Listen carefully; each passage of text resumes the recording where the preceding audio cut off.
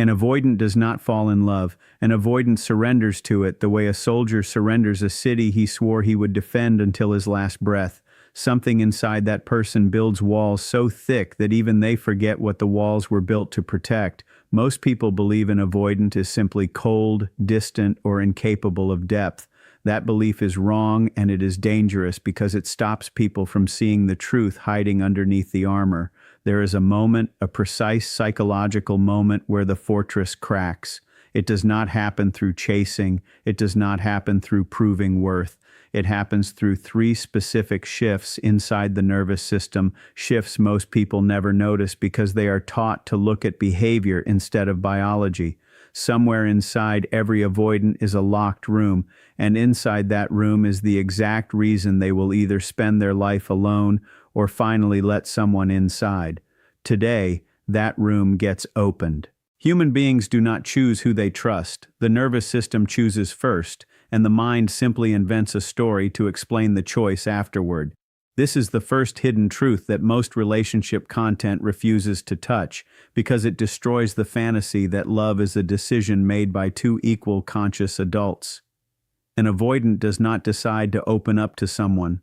Their body decides first, long before their mind catches up, and by the time they consciously notice what is happening, they are already terrified because control was never actually theirs to begin with. Fear of abandonment and fear of engulfment look like opposites, but they are born from the exact same wound. Most people assume an avoidant fears closeness because closeness feels foreign to them. That assumption is shallow. Closeness does not feel foreign to an avoidant. It feels dangerous because somewhere in their early development, closeness was followed by loss, criticism, control, or emotional abandonment disguised as love. Their nervous system did not learn that connection is bad. It learned that connection is unpredictable, and unpredictability, to a developing brain, is indistinguishable from danger. Safety is not built through affection. This single sentence contradicts almost everything mainstream relationship advice teaches, yet it is the foundation of everything that follows. An avoidant does not fall for the person who gives them the most love. They fall for the person whose presence does not require them to abandon themselves in order to receive it. Affection without safety creates suffocation. Safety without demand creates surrender. This distinction is the first crack in the fortress wall, and almost nobody teaches it correctly. Consistency terrifies an avoidant more than distance does, and this is where most people misread the entire dynamic. Distance feels familiar to them. Distance is home. Consistency, on the other hand, is unfamiliar territory, because consistency implies that someone might actually stay long enough to see who they really are underneath the performance. An avoidant does not run from love. An avoidant runs from being truly known, because being known once meant being judged, controlled, or discarded. The first of the three shifts begins the moment an avoidant realizes they are not being emotionally managed. Most partners, without realizing it, attempt to manage an avoidant's emotions. They soothe too quickly. They chase reassurance. They ask questions designed to extract emotional proof of love. Every one of these actions, though well-intentioned, signals danger to the avoidant's nervous system because it echoes the emotional control they experienced earlier in life. The moment a person stops trying to manage them and simply allows them to exist without performance, something ancient inside the avoidant exhales for the first time. Nervous systems do not respond to words. They respond to patterns repeated over time without exception. An avoidant does not believe a single declaration of love, no matter how sincere it sounds, because declarations can be manufactured. What cannot be manufactured, at least not for long, is consistent behavior under pressure. The first true crack in an avoidance armor happens when someone remains stable during a moment of tension instead of collapsing into anxiety or manipulation.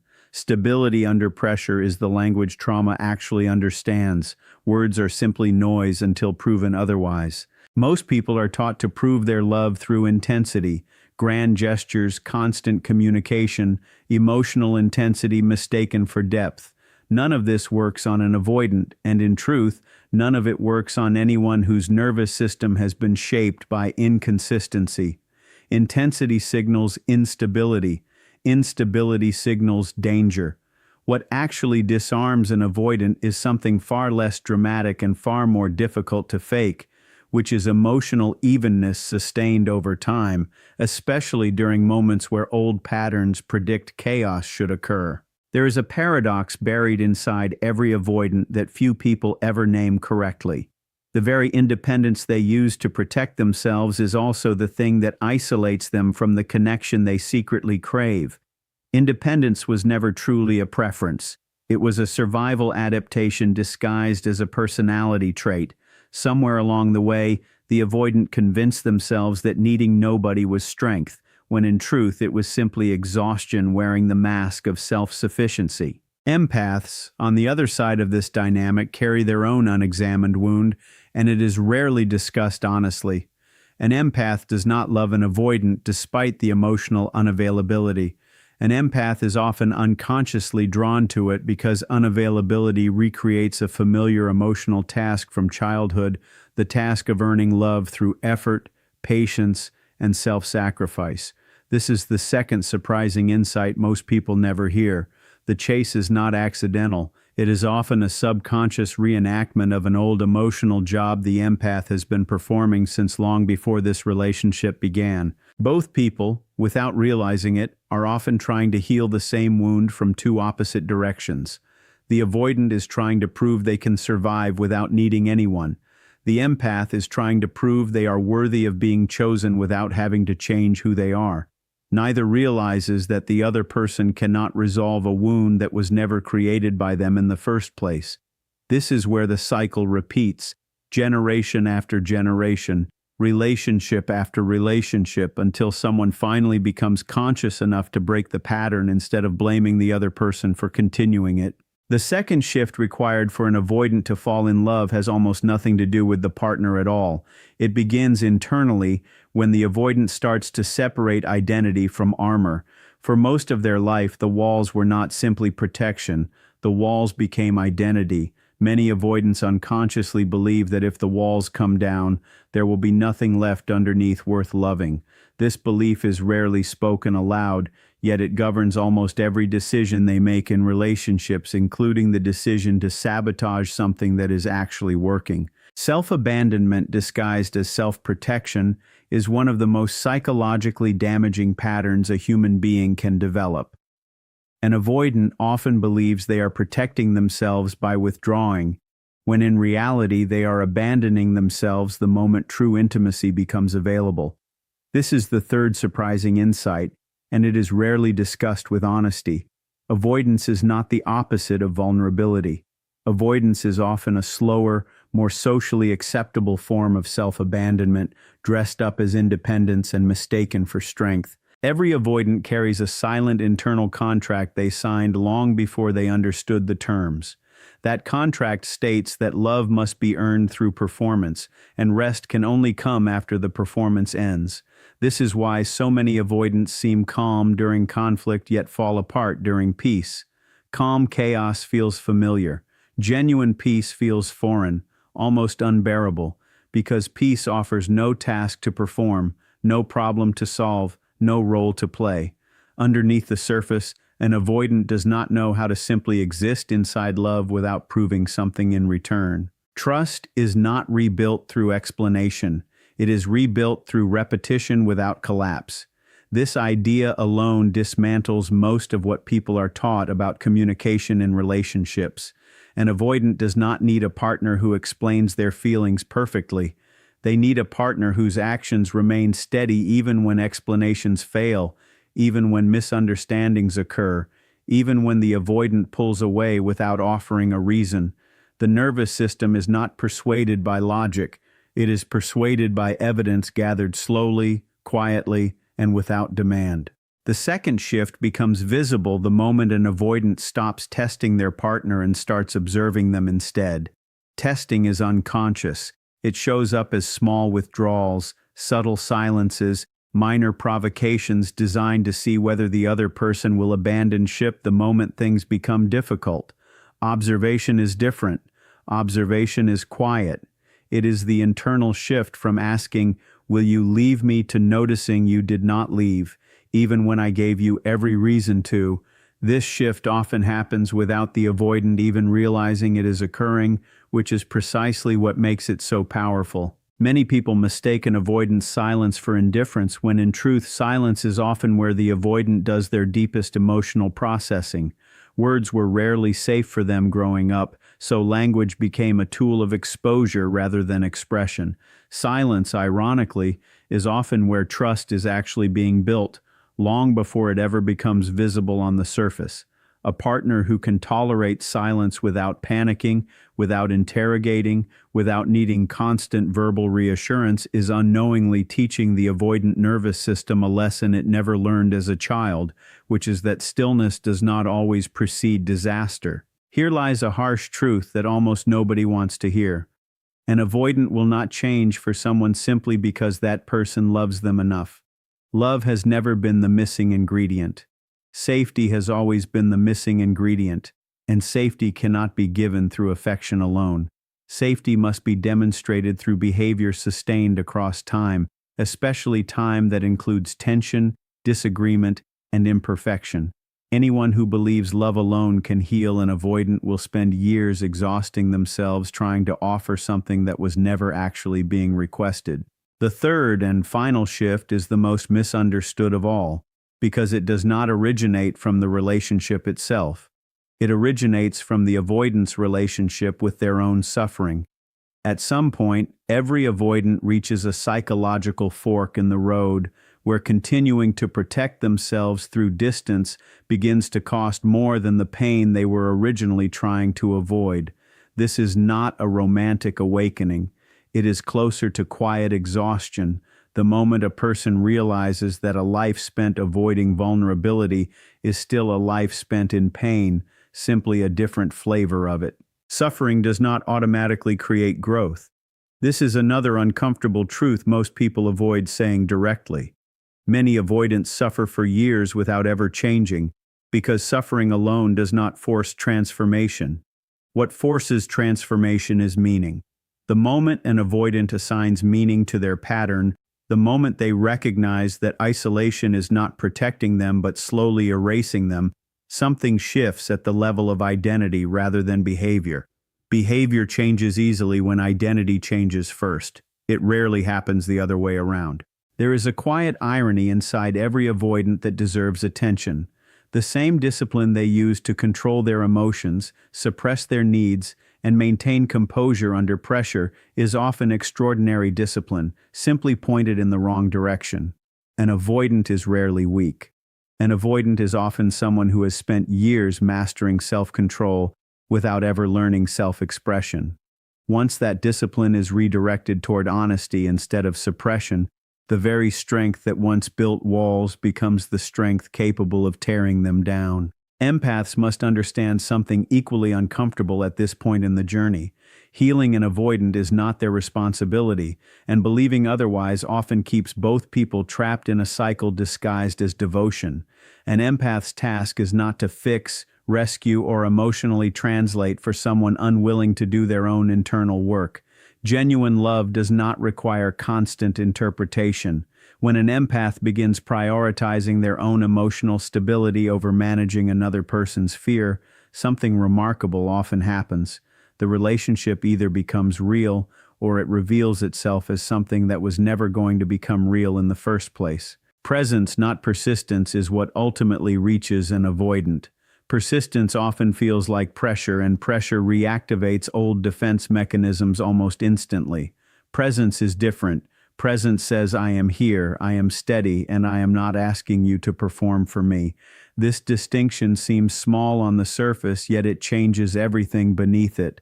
An avoidant does not fall in love with someone who chases them. An avoidant falls in love with someone whose presence begins to feel less like a threat and more like an exception to everything they once believed about closeness. The final piece of this psychological puzzle is rarely spoken aloud because it forces personal responsibility onto both sides equally. An avoidant falling in love is not a reward given to someone patient enough to wait. It is the natural result of a nervous system finally encountering enough evidence to override years of protective conditioning. This is not romantic. It is neurological, psychological, and deeply human. Once safety, consistency, and unmanaged presence exist together over time, something ancient inside the avoidant begins to believe, perhaps for the first time in their life, that closeness might not have to end in loss. Something must be said about time because time is often misunderstood in this entire conversation. People assume an avoidant simply needs more time than others to fall in love, as though love were a countdown clock ticking toward inevitable surrender. That assumption is false. Time does nothing on its own. Time is only valuable when it is filled with the right kind of evidence, repeated without exception. A person can wait 5 years for an avoidant to open up and receive nothing, while another person creates the right psychological conditions and witnesses transformation within months. It was never about how long someone waits. It was always about what someone consistently demonstrates while waiting. Grief plays a hidden role in this dynamic that almost nobody addresses directly. Before an avoidant can fall in love, they often must grieve the version of themselves that believed distance was the only form of protection available. This grief is silent and internal, rarely spoken aloud, yet it is real.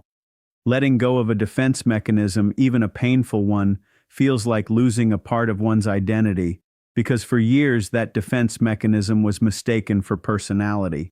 Growth, in this sense, always requires a small internal death before a new version of the self can emerge. An interesting contradiction reveals itself once an avoidant begins to soften. The people who once complained the loudest about their emotional walls often become the most uncomfortable once those walls actually start coming down. This is because emotional walls, while frustrating, also provide a strange sense of predictability within the relationship.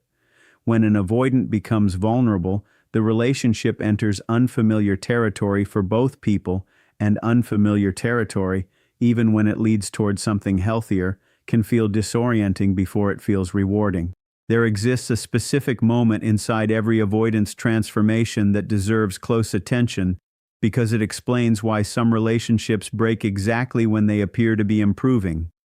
As emotional walls lower, old fears do not disappear instantly.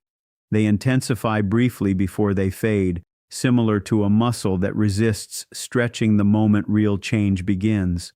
Many relationships end during this exact window, not because the avoidant stopped caring, but because both people misread temporary internal turbulence as final proof that things were never meant to work. Human beings often confuse comfort with health, and nowhere is this more visible than inside avoidant attachment patterns. Isolation feels comfortable because it is familiar, not because it is beneficial. Comfort, in psychological terms, simply means the nervous system recognizes a pattern, regardless of whether that pattern actually serves the person's well-being. Real growth almost always feels uncomfortable at first, because growth requires unfamiliar territory, and unfamiliar territory always feels dangerous before it feels liberating. Somewhere inside this discussion lies a deeper truth about identity itself, one that extends far beyond romantic relationships. Every human being, not only avoidants, constructs a version of self designed to survive their earliest environment. Some construct people-pleasing, others construct control, others construct distance. None of these constructions were chosen consciously. They were built by a much younger version of the self who had limited tools and enormous emotional pain to manage. The tragedy is not that these patterns exist. The tragedy is when adults continue operating from a child's survival blueprint decades after the danger is past. An avoidant does not fall in love through grand romantic moments. This idea must be repeated because it directly contradicts what most media has taught for decades. Grand gestures create temporary excitement, not lasting safety. What actually builds the internal foundation strong enough for an avoidant to surrender their walls is something far quieter, something built inside ordinary moments, disagreements handled with respect, mistakes met without punishment, and presence offered without demand. Extraordinary love is rarely built through extraordinary moments. It is built through ordinary consistency most people are too impatient to provide. Self-respect enters this conversation in a way most people overlook entirely. The healthiest version of this entire dynamic does not involve an empath waiting endlessly for an avoidant to change. It involves an empath maintaining their own boundaries, values, and emotional well-being regardless of the outcome. Paradoxically, this is often what creates the safest environment for an avoidant to soften, because it removes the desperation that unconsciously signals danger. Desperation says, "I need you to complete me." Self-respect says, "I love you, and I am also complete without you." Only one of these energies invites true intimacy. There is a final layer to this psychological puzzle that connects everything discussed so far, and it involves the concept of proof over promise. Avoidants distrust promises instinctively, not because they are cynical, but because promises were often broken in their formative years by people who claimed to love them unconditionally. Proof, however, operates differently inside the nervous system. Proof accumulates quietly across weeks and months, forming a foundation the conscious mind cannot argue away. This is why the three shifts discussed throughout this journey, safety without demand, consistency without collapse, and presence without performance, cannot be rushed, faked, or shortcut. They must be lived, repeated, and witnessed until the nervous system itself changes its verdict. Perhaps the most sobering realization at this stage of understanding is this: falling in love, for an avoidant, was never about someone convincing them they are lovable. It was always about someone existing steadily enough, honestly enough, and calmly enough that the avoidant's own nervous system eventually stopped waiting for the danger to return. That is not romance in the way movies portray it. That is psychology, biology, and quiet human courage working together to override years of protective conditioning, one steady moment at a time. Every avoidant is not waiting for a perfect love. They are waiting for proof that safety will not be taken away the moment they finally believe in it. If someone in your life carries these walls, stop asking them to prove their love through words and start proving your own steadiness through actions, especially in the moments where old patterns predict you will leave. And if you recognize yourself inside this pattern, understand this clearly. Your walls were built by a version of you who had no other choice. That version kept you alive, but the person you are becoming does not need protection from love anymore, only the courage to finally let it in. Do one thing today: choose consistency over intensity in just one relationship for 1 week, and watch what quietly begins to shift. Walls were never built to last forever.